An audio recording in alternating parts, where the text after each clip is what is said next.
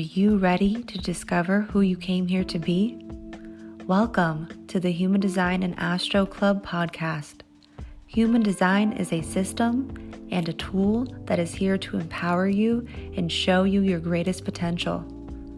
Come learn with us and discover who you really are.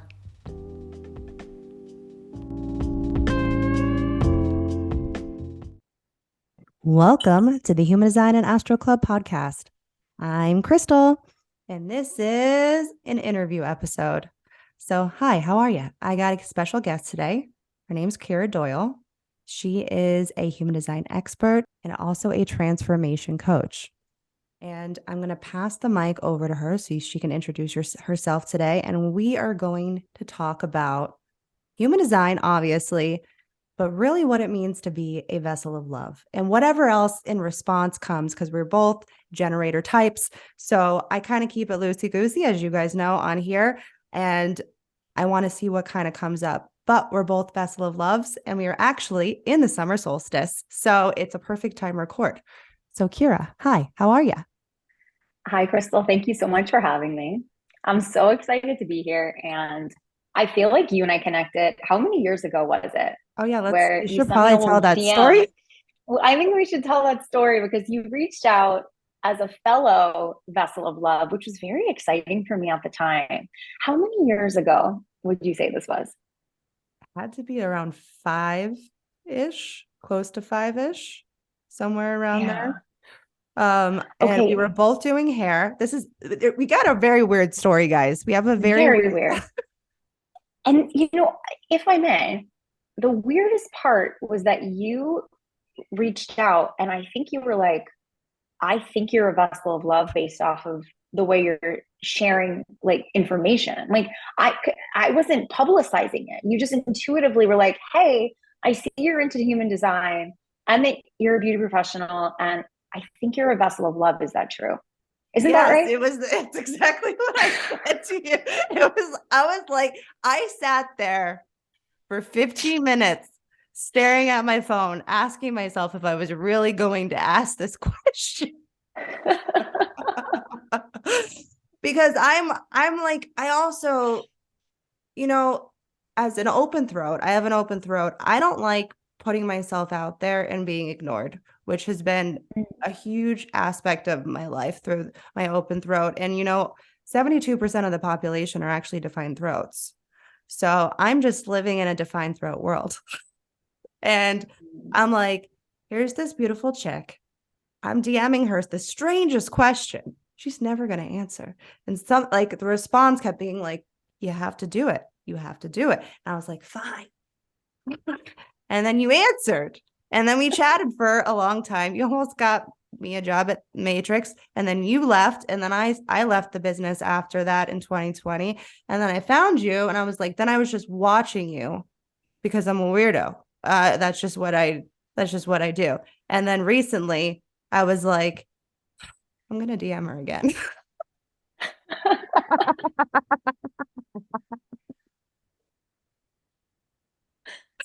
I And I'm love going to it. tell her the story and she's probably not going to remember it. She's going to be like, who is this crazy bitch? And none of those times you were that. That was all in my head. And I actually in human design am power view. So I transfer to personal. And I feel like transference doesn't mean that you're just in the state. It can go back and forth moment to moment, like personal to power, personal to power. They're like these two little, I don't want it. This isn't correct. Nobody quote me on this, but just like kind of like the devil and the angel, kind of like on the shoulder. One's whispering in my ear, all my not self stuff, and then one's whispering the truth. And it's hard to listen to the truth part because the not self version talks so much louder and it's so easy to fall for that story. So, but I didn't.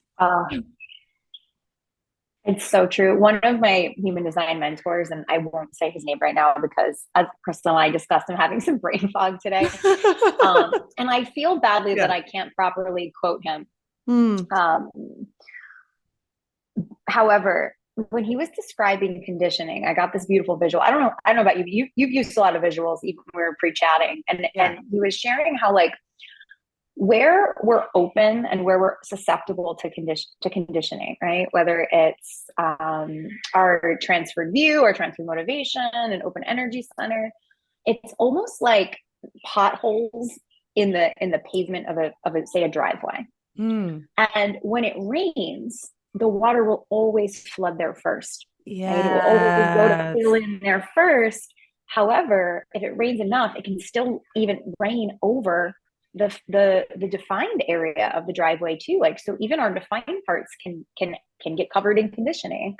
And it's just so it was such a fascinating visual for me, and just so interesting to think about how like a part of this human experience is that there simply is no way around being conditioned. Oh no. Like wherever you're open, there will be stuff. Wherever you are defined, there could still be stuff. And it's just like this constant returning back to that, you know, your inner authority, that little part of you, that small part of you that kept being like, no, it's a yes. Like I Yeah. gotta reach out. It is a yes. Like it's I'm getting filled, I'm getting expanded. Like there's something here for me. And I'm glad you reached out both times.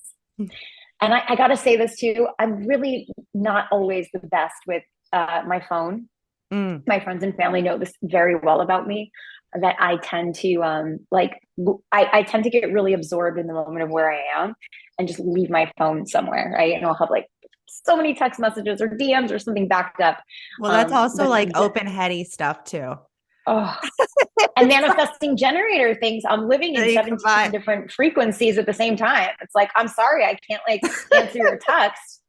Like I literally am on multi universal planes right now, but I'm very glad that I made it through to you. Somehow I you landed into my orbit I and feel two like times. there's definitely more to this, and we'll probably I feel like at this point we're probably just gonna have to stay connected. I've just made that a thing, especially from talking before. Like I feel like there's like I'm really heavy into fractals. I don't know how you are with that, and like with sacred geometry and with the variables, it really shows you like your fractal family. And what Mm. is your environment in human design? I love that you're into all this stuff. Like it's so fascinating is the way you express and live human design versus like how it comes through for me. Mm, I'm not familiar with the fractals. It's something I have not gotten into, and I will just say yet. mhm, There is potentiality for that for sure. And my ideal environment is internal markets. oh, that makes And sense. I'm in my internal market right here. So like my Yeah. husband and I moved to Connecticut and he built me a studio. And I have Wi-Fi Mm. and it's literally all I need. And as an internal market person, like nothing makes me happier than running my own business and like Your waking home. up to a PayPal is my like love language. Like when I wake up and I see like a sale, I'm just like, oh, I'm in the right market. Like I Oh my feel like God. the power of those transactions coming through my own private market and my own sales setup is very fun. My What's your environment? I'm kitchen's environment. Um, Are and you so wet or dry? dry, very dry, which I Where are feel you like located? I'm in Asheville, North Carolina, which Oh, so you are dry. I'm in a drier place, but also this is technically like a rainforest zone, which is nobody knows about, but like Really? so it is a little bit, I would say there's a mixture of wet and dry kitchens with being on the top of a mountain. The air is a little drier, but Mm. it does rain a lot here because like I don't know the explanation. Somebody explained it to me one time and I was like, really? I was like, I guess that does make sense. There is a lot like the summer months here, like it's been raining for the last 2 days. And I'm just like, when's it gonna dry up already? I want to go outside.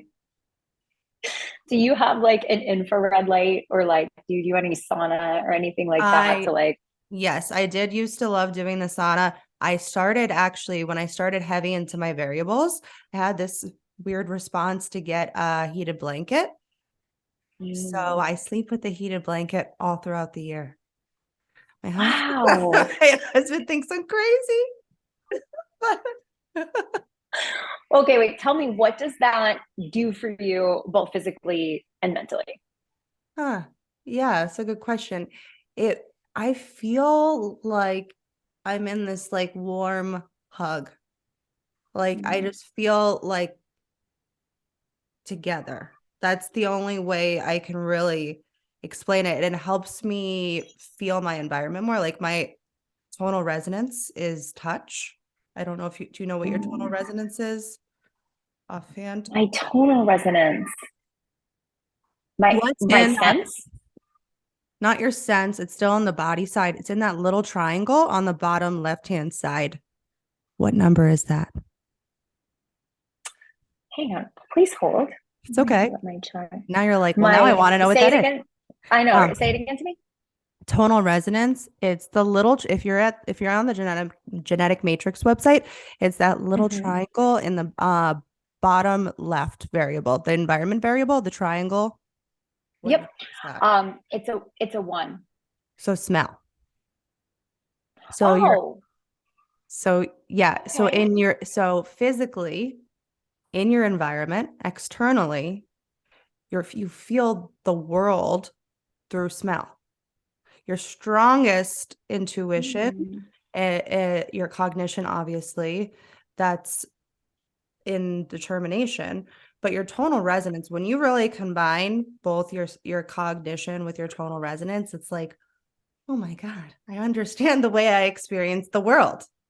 Because Hmm. when I do sessions, I usually have, and I don't have one because I was just doing all my rituals before this. Um, but I usually have a crystal that I'm like holding and I'm like touching it. And um, I was always that kid in a store that would like run their hands through all the clothes. But yeah, I've always been like a very like hands-on person. And when I found out that my tonal resonance was touch, like just a lot of stuff made sense. Like I don't like being touched by strangers. I don't really like giving people hugs too much unless I know them.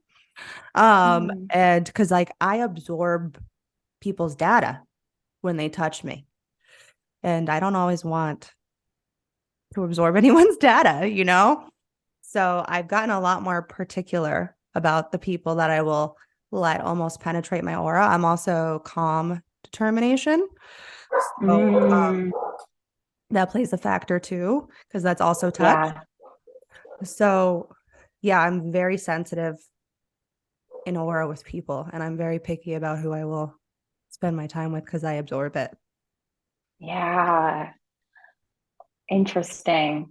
That makes so much sense. Yeah. And so with mine being smell, it's like taking in the is it smell like in the literal sense of smell, or is it more set smell and almost like the sense of cognition? Like I almost Both. have to like Both. sniff situations. So what's really interesting about this is both being manifesting generator, right? And almost needing like the situation to be close enough to me to actually be able to feel if my life force wants to rise to meet it or not. Mm. I feel like those two aspects probably come into play for me a lot, right? Because, say, for an example, someone asks me, do you want to go? I don't know, even if it's like to the movies on Saturday and it's a Monday, like I might not know. It's so much easier for me to be like, can I get back to you on Friday? Mm. I'm kind of a last minute gal. Like, I just want to get closer to it. But deep down, there's also like, I don't have enough information. I'm too Oh far yeah, away that's from it. smell. But it's like, what is the movie? What are we experiencing? I almost need to get closer to it. And like, yeah, probably sniff my Smell it. way, Yeah, my and smell it cognition is out. smell. My cognition is smell. So Ah, okay. like everything, like I can smell a rat. I can smell deceitful people very quickly, Yeah. very easily, and a lot of people generally are lying about something, and that's also part of why I have a hard time being around people. Like my entire That's design is like get away from me. To like literally mm, everybody. Like I'm very, very picky. I feel like that's also with smell and taste people. I'm a It's taste. like, See, I'm oh, taste. My cognition okay. is taste, and so again, it's like so I guess they just go so They beautifully do. together, right? Yeah, they That do. like yeah, interesting. But I'm curious to dive a little bit more Yeah. into that, We can chat how about it that pertains to sometime. me in my life. I mean, my Yeah. grandfather, right, growing up, like I know smells are such a significant thing for everybody, but They like hold a lot of memory. my core memories, right? And like there's something about like fresh garlic on the frying pan that like when I smell it with the oil, it's like I walk into someone's house who's cooking that and I just like I feel like I learned so much about them and their home. Oh yeah. But that also could just be core memories. But there's certain things that definitely pop up for me. So fascinating. This is why human design is the craziest thing in the world. And I know we were chatting earlier, and I feel like for you, Krystle, you have really gone into like the depths, right? Like Yeah. even what you're sharing with me right now, like there's so much when I was in my journey with it that I was like, this is something for me later, or maybe Yeah. I'll get into it at another time. And the things that have like resonated with me and like called me for me to dive into.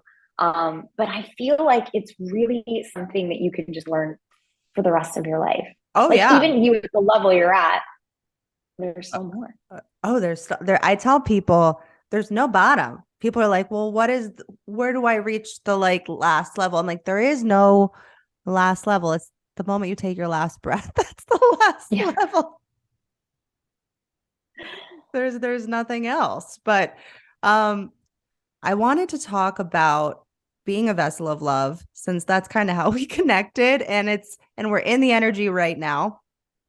I don't know about you, but I actually connect to a lot of vessel of loves.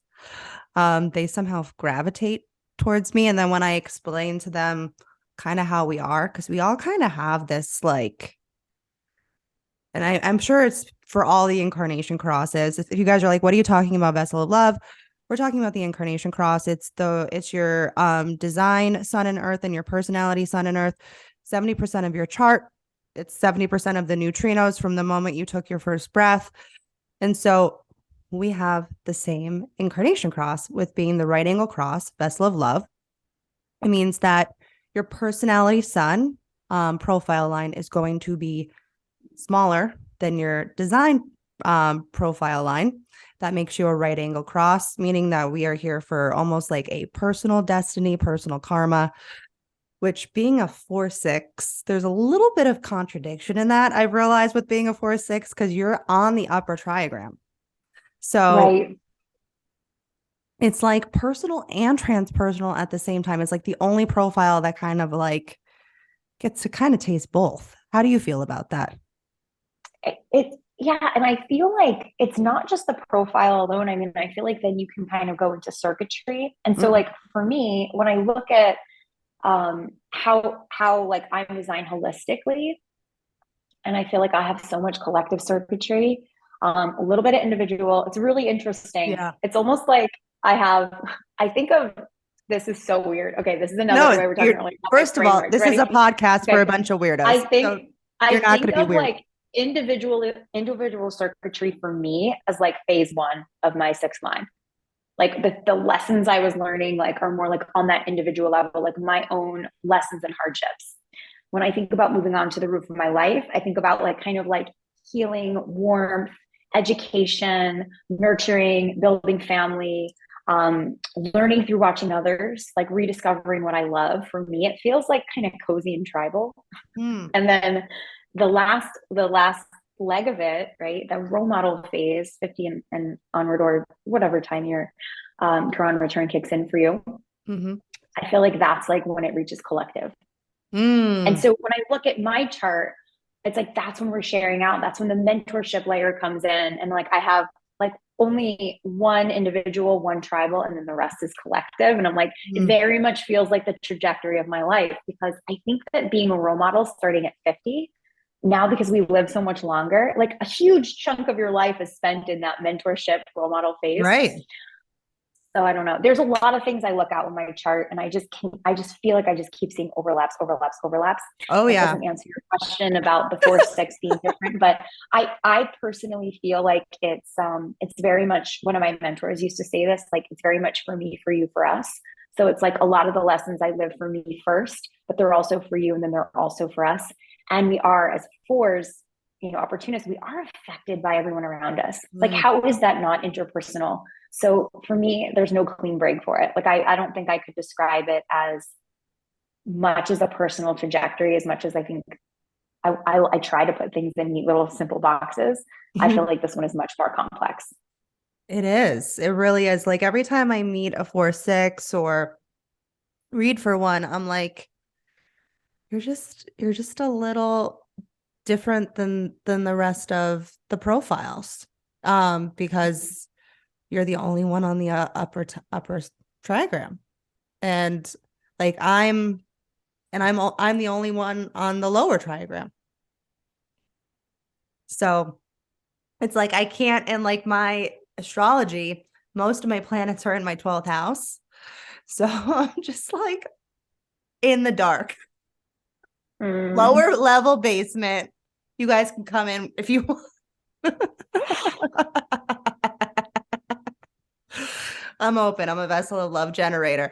There's just so much Uh, contradiction. It's like I'm like screaming into the ethers, but I have a defined heart and sacral, but I have to freaking wait a long, long time. mm. So it's been interesting. It's been an interesting journey. When you Hi friends, Krystle here. New year and new you, and boy, do we have some new tools for you to help you transform your life into the one you have always dreamed of. We have some new ways for you to connect with us outside of the show. So we have a free guide on tips and tricks to honoring your strategy and authority. We also have a language manual to your true self to help you understand the key terms in human design and how to apply them to reading your human design chart and also to your life. And we are so happy to announce doors are now open for the Cosmic Community, which is a no commitment or 5-month commitment package to connecting with us over in our private Facebook group. You will have the chance to connect with Leah and myself each month with our premium episodes through our Program Plus monthly forecast. There's also weekly aura energy updates, weekly tarot card pulls connected to a human design gate, monthly market shares for fellow entrepreneurs to share their work, and exclusive bonus content you will not be getting anywhere else from us. Come join the Cosmic Community to understand how to utilize the transits to your advantage and have a safe space to learn, grow, and connect.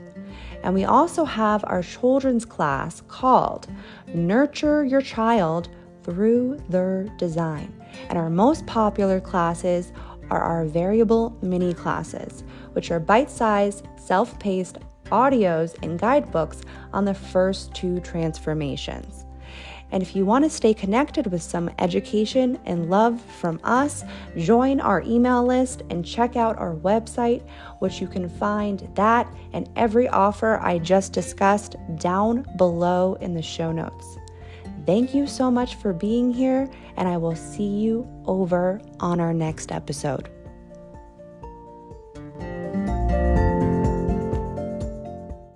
When you found out that you were a vessel of love, what were your first initial thoughts, if you remember? I felt so emotional. Mm. I really felt so emotional. I feel like it was something I have always known about myself. And it was something that when I was younger, I made a decision somewhere around the time where I like decided I wanted to be cool. I think it's like when I went to high school. That I was like, I just want to be cool, you know. Yeah. That I kind of felt like I started walking away from like my most authentic self, most authentic version of Mm. me. To be honest, I probably started in middle school. Um, but when I was younger, I felt like it was so crystal clear to me that I was just here to be loved and to love Mm. people. And um, I mean, this is kind of tacky, but the school Oh. I went to at the time was Catholic, and they had this thing called the Christian Award. And the Christian Award was like if you were acting the most like Christ. Oh boy. right? But like just me being like my little authentic self, like I would win the award every single year just like by Oh being my wow. authentic self. It was just like doing the right thing, right? But for Yeah. me, it's just like every like the right thing or the moral thing for me, it just like that's always where my compass felt like it went, but it was always rooted in love. And I used to write a lot of poetry when I was younger Me about too. love and about Me loving too. each other. Did you? Hmm. What were your poems about? They were they were sad love stories. My open solar plexus was always just like trying to heavily decondition through writing. I did a lot of like very interesting poetry in high Yeah. school for sure.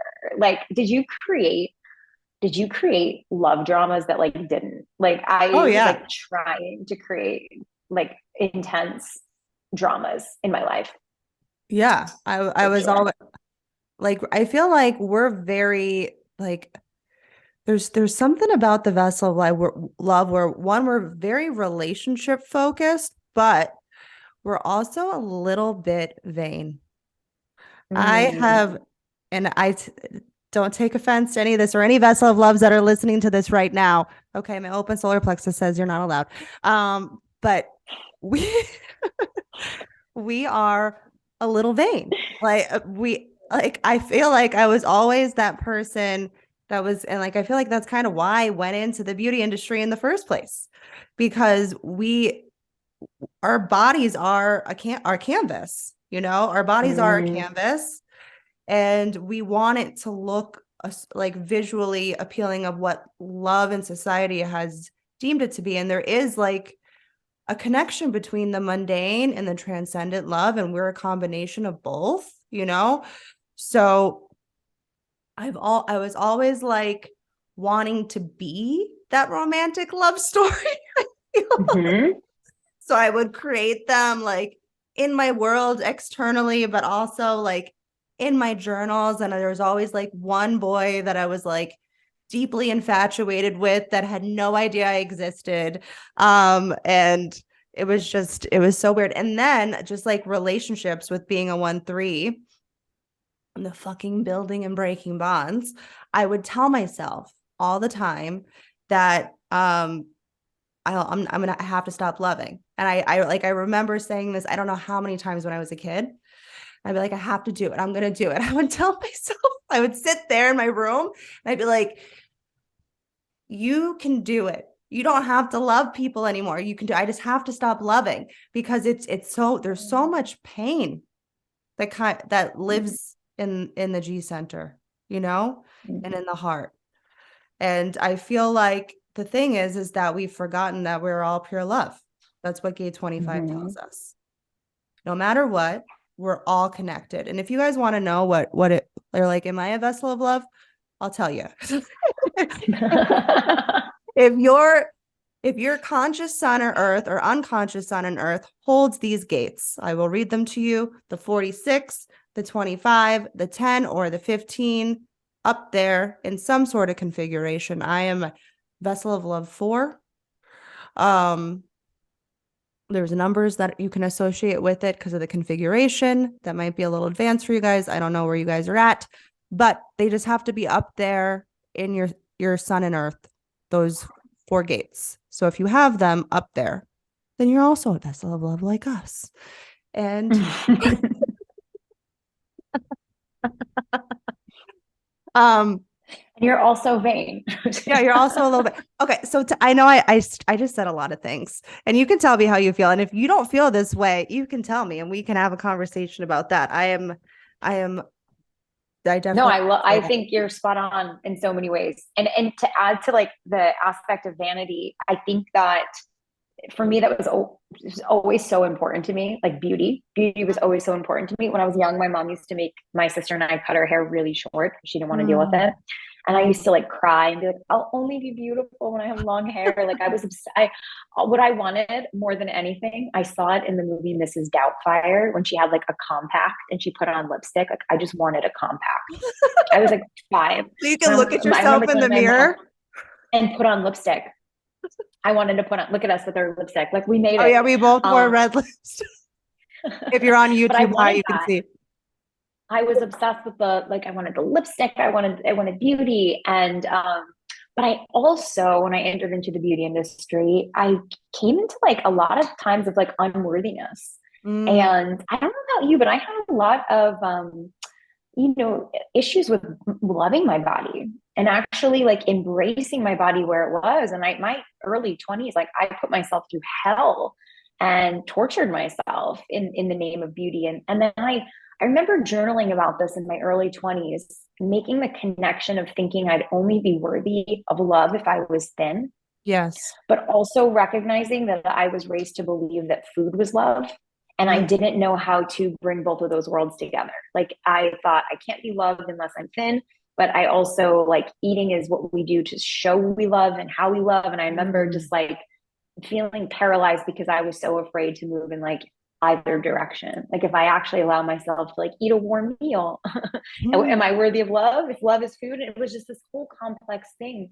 But I realized now a lot of that was the journey of 46. And it was the journey of like actually learning to love the human form that I'm in and take care of myself and honor myself. And no, I just felt there was so much duality between loving Yeah. my body and loving food and being worthy of love, and everything was always centered, like at the end of the day all of my problems always came Yes. down to love. Yes. And loving the physical body for me was something I really didn't start embracing fully and really integrate until I was actually on the roof of my life.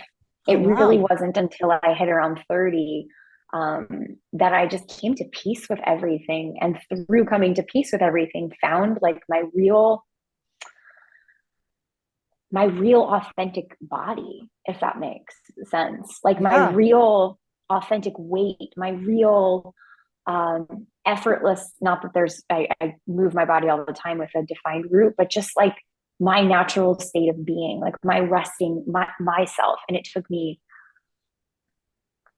I mean, 15 years to get to a space where I just felt like I am authentic in my way of being. And also, I would add that knowing my variables really helped me understand, and digestion, determination was huge. Like really understanding that I digest better and more comfortably with high vibration, with Mm. sound, Your high sound. frequency, like high sound, like when birds are singing, or my husband and I have the same one. We put the TV on and Mm-hmm. I listen to music versus this like I used to think I had to consciously eat, sit in silence, and Oh, chew every wow. bite of my food because that's Oh, what wow. we're Yeah. taught. I mean, from a conditioning perspective, it's like don't snack and watch TV. You want Yeah. to eat a meal, like chew everything and quiet and silence and just do nothing but eat your food. And like that was so wrong for me. Wow. So I've completely gone into left field as you can with human design, right? But like it all kind of started to come together for me once I found my design. Wow. A million thoughts just entered my head. And I'm like, which one do I go with right now? So yes to all the things you said about the body. Like I know that all women go through this in some capacity because that's just societal at this point.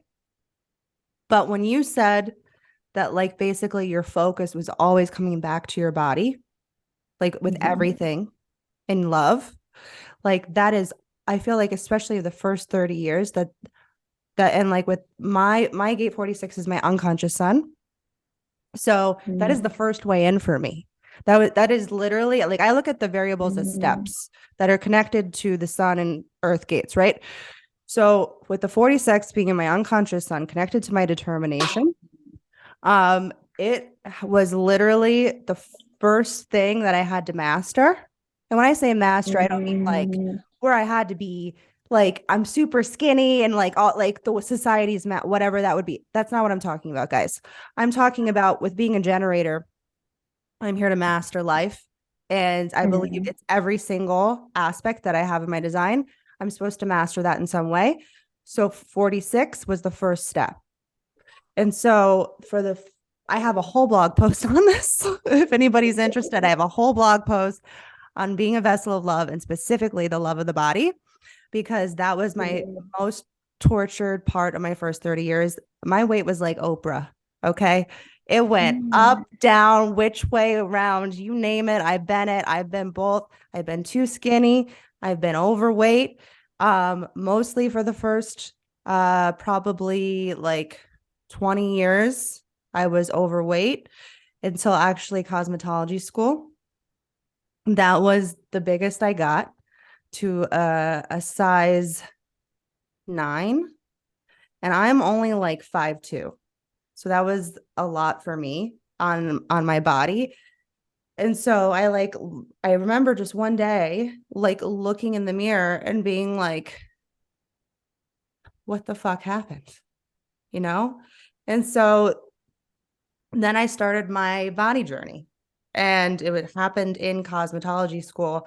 And I ended up losing like almost 50 pounds.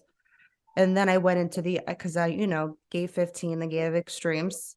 I went to the other end and I Mm-hmm. started binging and purging because that I wanted to hold the weight at that Mm-hmm. point. And so that was a journey in itself. And then after my bike accident, I got hit by a car on my bike in 2010. That's kind of when my spiritual awakening happened. And I like then reached like the next step for me, which was gate 25. So Mm. that's and like it was trying to move me to my correct environment because my 25 is my unconscious earth. So it was like I needed to kind of like realize that there's a deeper connection than this physical form. Mm. And so I look at all these as just steps. Like with being a generator, I see everything as a step and a stage. And so for me, it was like, then, okay, I'm going to move into my nodes. And it kind of like that whole experience of getting hit by a Mm. car, then put me in of moving towards my north node, which is gate 24. Mm. I had to get a new perspective that it did not have to, because like growing up in South Florida, it's very physically focused. It just is. I was in the wrong environment. I was in my transferred environment, transferred shores. Florida is Mm. very, and so much humidity. Like the humidity Mm-hmm. was like suffocating to me. And so in 2020, when the pandemic happened and I had finally like stepped into my variables at that point, I was like, we got to get the fuck out of here. And so I Mm. convinced my husband in the middle of the pandemic to sell our fucking house and move to Asheville, North Wow. Carolina. Yeah. And I've been so much more successful just in every aspect since I moved here. Wow. Yeah. It's so crazy what the right environment, right place, that listening to Mhm. that internal pull, that part of you that's just knows there's somewhere else you have to be. Yeah. Now, when you convinced your husband to make the move, you were well into your human design experiment at that point. So that was Yeah. a conscious decision that drove you to move to North Carolina. Yeah. Had you, before you knew consciously about that, had you had an internal feeling and knowing driving Yeah. you? So weird story. And I have a whole podcast episode on moving to my correct environment where I talk about this. And I think it was 2017 when we had that eclipse that we could see over here in America, right? Um, the big eclipse that happened where everything went dark. We Oh, yep, that I think that was 2017. Yeah, Yep. so it was around the time I had found human design. This is like the strangest fucking story. Okay, so it was You around know the where I was during that eclipse? I was where? at behind an event at Behind the Chair with Matrix. Oh wow. And we had these special glasses. We got to like run outside and look for a second. And Wow. I didn't get to because I was too busy. There's a lot of Oh things I did no. then when I was too busy to do. Yeah. Anyway, that's why when you're like 2017, I was like, oh yeah, I'm behind the chair 2017. So that's interesting. That's when you found him, like around that time is when you found Well, him. we had come here. We came here to watch because supposedly over here, in what's called Maggie Valley, which is near Asheville. It Okay. was supposedly one of the best places to see the eclipse.